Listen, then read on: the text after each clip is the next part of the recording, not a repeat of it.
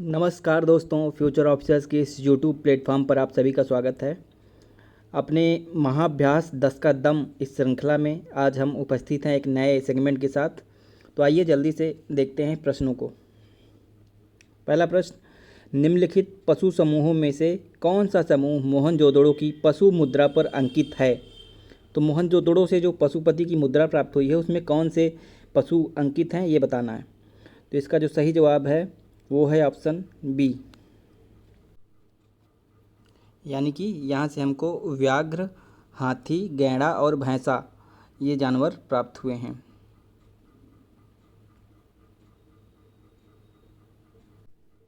दूसरा क्वेश्चन देखते हैं।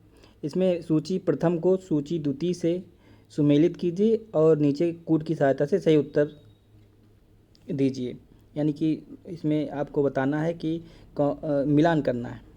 तो युगल समाधान ये कहाँ से प्राप्त हुआ है, अग्निवेदी वेदियाँ ये कहाँ से प्राप्त हुई हैं, कर्मकारों के निवास और मनकाकारी ये बताना है हमको कि ये कहाँ से प्राप्त हुए हैं। तो हम इस तरह के प्रश्नों में हमको सबसे ज़्यादा ध्यान रखना होता है कि हमें कौन सा विकल्प रहा है, जो अगर एक भी आ रहा है हमको तो एलिमिनेट करके हम इसको सॉल्व कर सकते हैं। तो इसमें अगर हम देखें तो हमको समझ में आ रहा है कि हमें युगल समाधान लोथल से प्राप्त हुआ था। तो लोथल ऑप्शन ए। तो इस प्रकार विकल्प में अगर देखें तो ए में 1 नंबर पे यानी कि पहला विकल्प ही सही इसमें प्रतीत हो रहा है। तो युगल समाधान ये लोथल से प्राप्त हुआ है, अग्निवेदियाँ ये कालीबंगा से प्राप्त हुई हैं, कर्मकारों के निवास ये हड़प्पा से प्राप्त हुआ है और मनकाकारी ये चानोदड़ों से प्राप्त हुआ है। तो इस प्रकार इसका सही जवाब हो जाएगा ऑप्शन ए। आइए दूसरा क्वेश्चन देखते हैं। कौन सी फसल हड़प्पा संस्कृति के लोगों को ज्ञात नहीं थी। तो आपको बताना है इनमें से कौन सी फसल हड़प्पा संस्कृति के लोगों को ज्ञात नहीं थी। तो ऑप्शन है ए चावल, बी कपास, सी गन्ना या फिर डी यौ। तो हड़प्पा संस्कृति के लोगों को गन्ने की फसल का ज्ञान नहीं था, इसके वहाँ के साक्ष्य नहीं प्राप्त हुए हैं। चौथा प्रश्न है कि भारतीय संस्कृति, भारतीय सामाजिक राजनीतिक, प्राचीन भारतीय सामाजिक संरचना में अनिर्वसित शब्द का संबंध किससे था। अनिर्वसित का अर्थ बताना है हमको।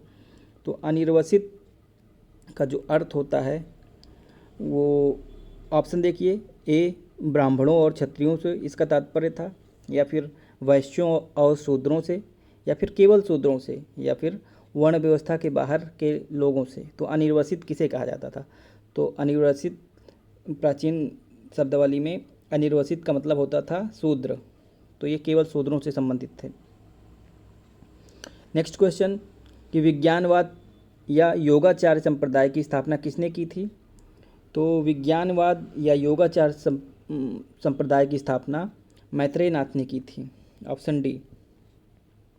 नेक्स्ट क्वेश्चन, वैदिक समाज में नियोग शब्द का क्या अर्थ है। तो नियोग शब्द का अर्थ पूछा गया है।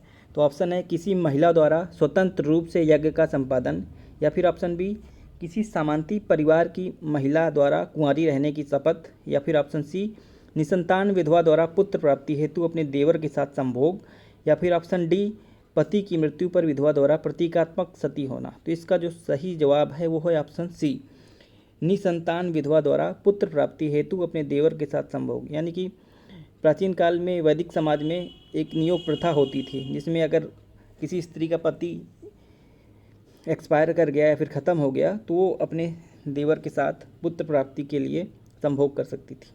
तो इसी को नियोग प्रथा कहा जाता था। और ऐसे रीजन से उत्पन्न पुत्र को क्षेत्रज कहा जाता था, क्षेत्रज ही कहा जाता था। नचिकेत और यम के बीच सुप्रसिद्ध संवाद कहाँ उल्लिखित है।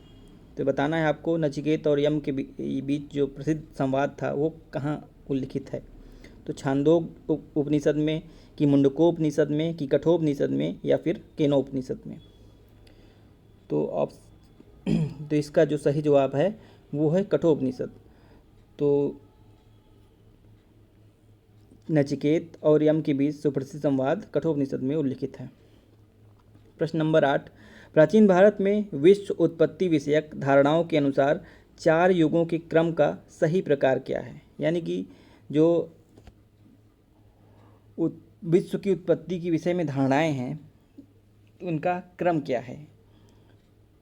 तो ऑप्शन ए है द्वापर, कृत, त्रेता और कली, यानी कि पहले द्वापर था, फिर कृत, फिर त्रेता और फिर उसके बाद कली आया, या फिर कली, द्वापर, कृत और त्रेता, या फिर कृत, त्रेता, द्वापर और कली, या फिर त्रेता, द्वापर, कली और कृत।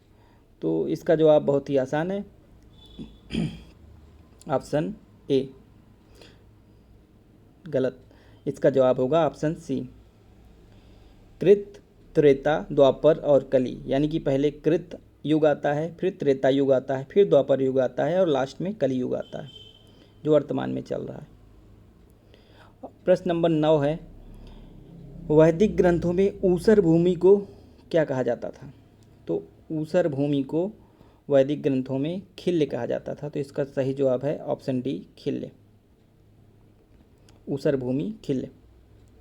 प्रश्न नंबर 10 और आज का अंतिम प्रश्न भी है, ब्रह्म एवं आत्मा की अभिन्नता के विषय में उद्दालक आरूढ़ी तथा उनके पुत्र श्वेत केतु के बीच विख्यात संवाद किस उपनिषद में है? प्रश्न में थोड़ा सा कुछ गड़बड़ प्रतीत हो रहा है, लेकिन इससे हम ये निष्कर्ष निकाल सकते हैं कि ये प्रश्न पूछना चाह रहा है कि आरूढ़ी और उनके पुत्र श्वेत केतु के बीच विख्यात संवाद किस उपनिषद में है? तो ऑप्शन ए है छांदोग्य उपनिषद, या फिर ऑप्शन बी मांडूक्य उपनिषद, या फिर ऑप्शन सी मुंडक उपनिषद, या फिर ऑप्शन डी कठोपनिषद।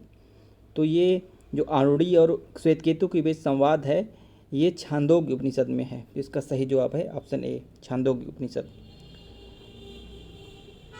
तो आप इसी तरह से प्रश्नों के निरंतर अभ्यास के लिए आप हमारे टेलीग्राम चैनल से जुड़ जाइए। वहाँ पे करंट अफेयर्स से संबंधित विभिन्न प्रैक्टिस क्विज करवाए जाते हैं। उसके लिए इस QR कोड को स्कैन कर लीजिए तथा हमारे चैनल से जुड़िए। आपका सहयोग ही हमारे लिए मोटिवेशन का काम करता है और हम आपके लिए नई नई चीज़ें लाने के लिए प्रेरित होते हैं। तो बहुत बहुत धन्यवाद।